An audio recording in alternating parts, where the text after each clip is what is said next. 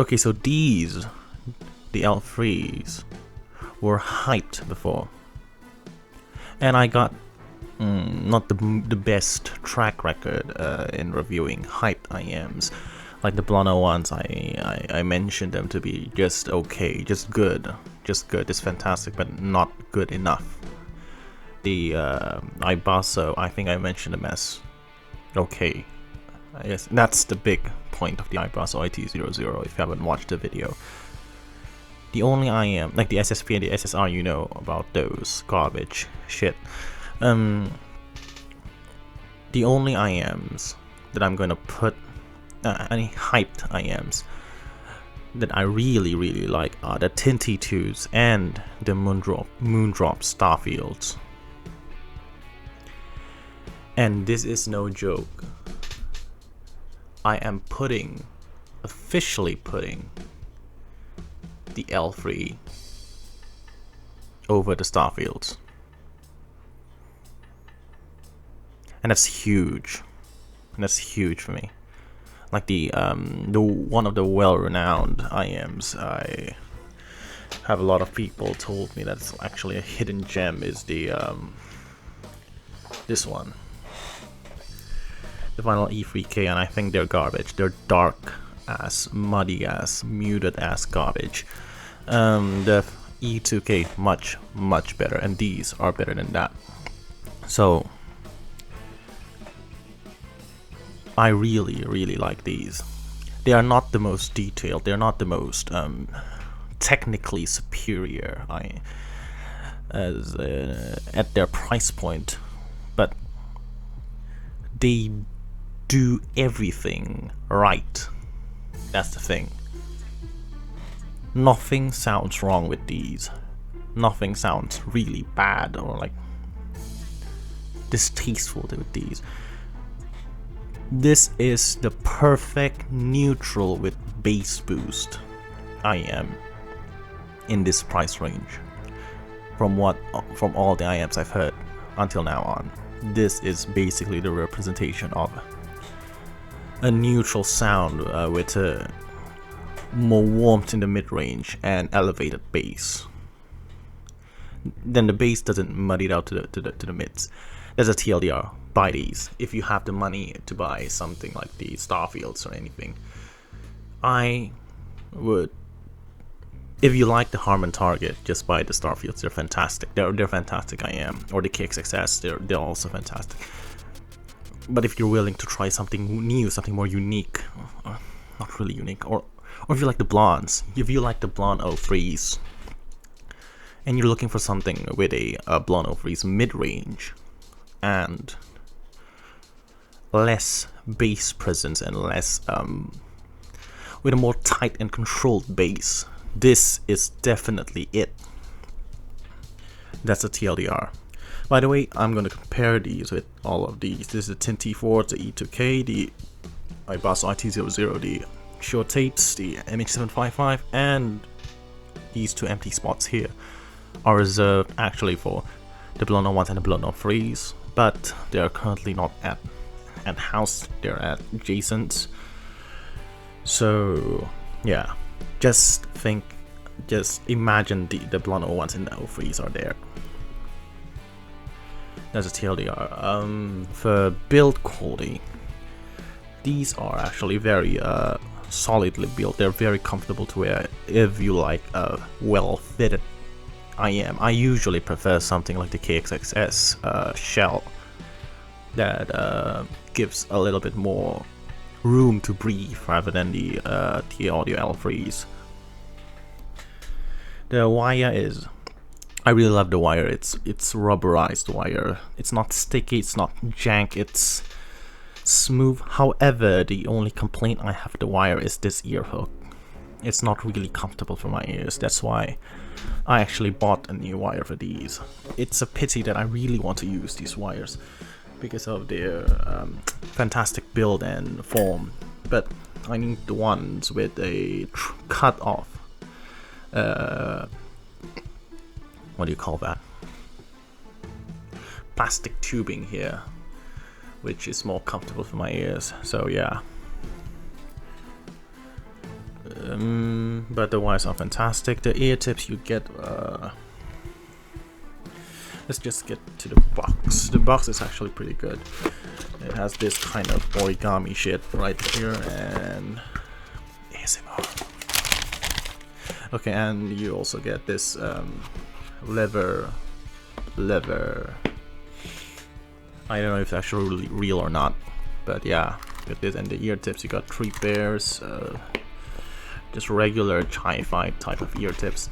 The case is very good. You can store like multiple amps or a small DAC here, so pretty useful.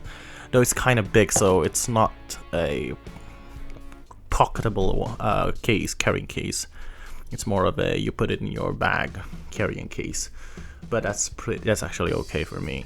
So yeah, build is pretty solid, and it's as it should be for this price range. Yeah. For sound quality, let's get to the bass first. The bass is surprisingly very punchy while being not always present. When you listen to music with not really present bass kind of recording, you'll hear no bass. You'll basically hear nothing, no bass. But when the bass hits, it hits very hard and very fast. That's what I really love about the bass here. They're not the most textured bass. They're not not the deepest sounding type of bass you'll ever find, you'll ever hear, but definitely a faster, more tighter bass than something like the Blano 3s or even the Blano 1s. The mid-range here. Oh yeah, the bass definitely does not bleed into the mid-range. Do not bleed in the mid-range.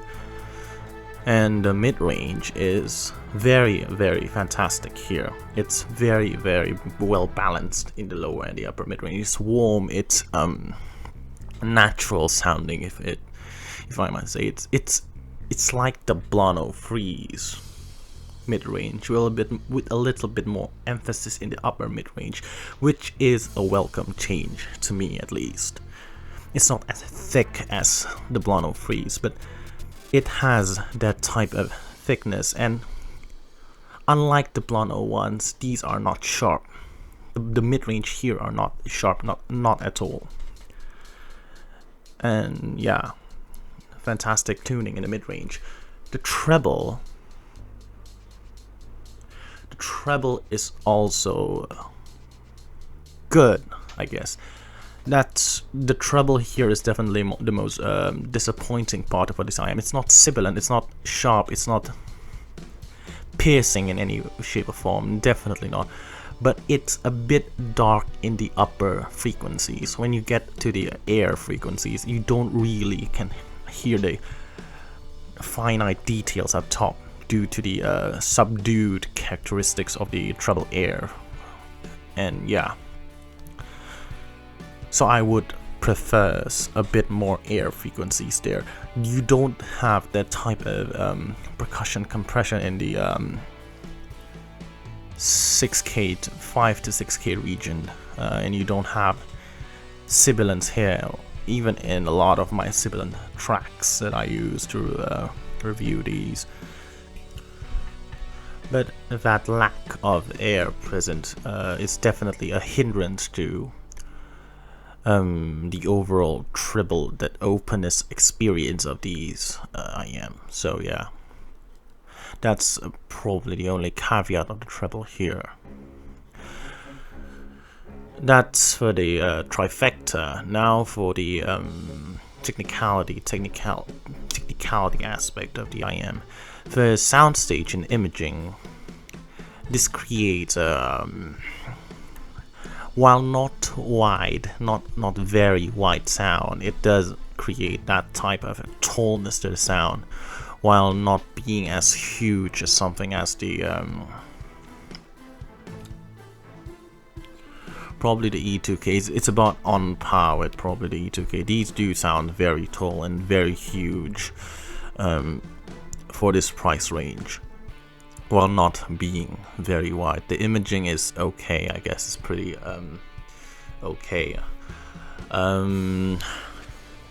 Yeah, that's the gist of the soundstage imaging. Separation wise, it's not that fantastic though. It's pretty solid actually. It's just okay for this price range. Not the best for that department, except for the size of the instruments. The detail retrieval is also definitely not the best in this price range. But it's still enough for the music to be enjoyable.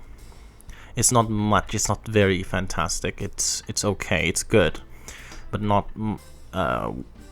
lacking enough. It's not lacking that it makes the music less enjoyable in any shape or form. What do you call that? The transients are very natural, and then these are surprisingly pretty coherent for a tribe. It's not tribe. It's a hybrid. Oh yeah, I haven't mentioned the switch here. Just use the O2 switch. It's the best. Then that means you turn off the switch 1 and turn off the switch 1, or turn on. The switch 1 is down and the switch 2 is up. That's the best tuning for me. If you turn on the switch 1, from what I remember, you get like that kind of bass boost, and if you turn off the switch 2, you get a bit more subdued mid-range and treble, which I would prefer not to. And this is the perfect setting for me, especially for my listening preference. If you're more type of the you like that huge bass of the old blondes, definitely turn the switch 1 out to get that extra boost in the bass. Yeah, so overall they're excellent in tuning, while their purely technical aspect is not really good. It's good, though it's not fantastic. Definitely not as fantastic as the tuning. This is the perfect natural IM with bass boost, in my opinion, for this price range, definitely. Okay, for comparisons, I'm gonna compare these with these two first, the Blonde 01 and the Blonde 03s. Just imagine them here. I would consider the Thieaudio L3 as the perfect upgrade to the Blonde 03s. When you listen to my reviews of the Blonde 01s, I mentioned that the Blonde 01s are not an upgrade to the Blonde 03s, contrary to popular beliefs. They're different. The Blonde 01s are more sharp in sound and sounding, though they have much more controlled and presentable bass than the Blonde 03s. These are basically have that Blonde 03s mid-range tuning with better detail retrieval and better and more controlled and more textured bass than the Blonde 03s. And has a better separation from the bass to the mid-range. It does not bleed at all, and has more upper mid-range and a little bit more treble. Not the treble air though, not the treble air. Yeah, this is basically, if you like the Blonde tuning, the Blonde 03 tuning, this is the perfect upgrade. So yeah. Get the MH755. Get the MH755. The MH755 is cheap and fantastic. You can't compare these. Why the fuck did I put these? I'm fucking done. More sub bass, I guess.